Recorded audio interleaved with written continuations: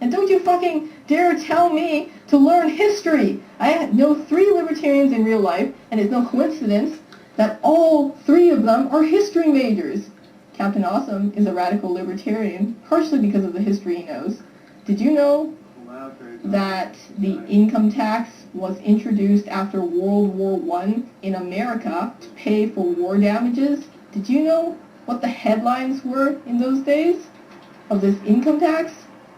There were headlines of public outrage over this income tax of let me repeat myself, 1% of the people's wages. They were... What a stunning surprise. People complaining about taxes. People complain about every tax. And there was special taxes imposed to pay for the War of 1812 and the Mexican-American War. That's what happens when you have to pay for stuff, and so the government creates a tax to pay for it. So let's not forget, though, that there was a certain president, his name was Roosevelt, and he's elected numerous times, and he increased the income tax quite a bit, and he kept getting reelected, and by wide majorities. So let's not pretend that people can't understand the concept and they can't accept the concept, even though no one likes it. Who likes to get taxed? And so I'll add a little bit to this segment. This is a dollar bill. And this dollar bill represents something. It's made of something. It has meaning and substance. And you think it's something you can own. You think you can possess it, every inch of it, every bit of it.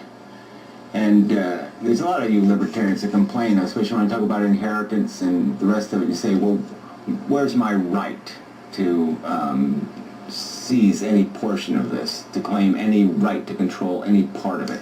And I'll explain the right. The right's based on the fact that what's gone into this. This is made out of death. It's made out of hardship. It's made out of blood, sweat, and work, sacrifice. It's a tremendous sacrifice. That's what makes this dollar worth something. All right, people die in coal mines. Do we ever pay them for their life? Do they ever get a fair price?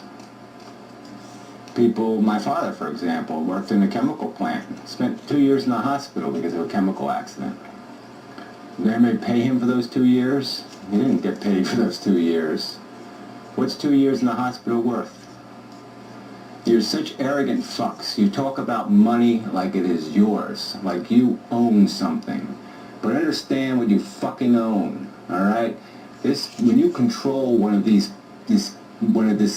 this piece of green, you're controlling something that is made of something. It is made of immigrant labor being exploited. It's made of child labor. It's made of all kinds of fucking things. And the price of civilization. And yes, I say we the people have a right to control this. To say who gets to control how much of it. And we can put limits on it. And we can tell people, no, you're not going to squander it. You're not going to blow your nose with it. You're not going to do a lot of things. We can make some fucking goddamn rules because we really aren't paying the full price for it. Like I said, how many World War II soldiers died for this?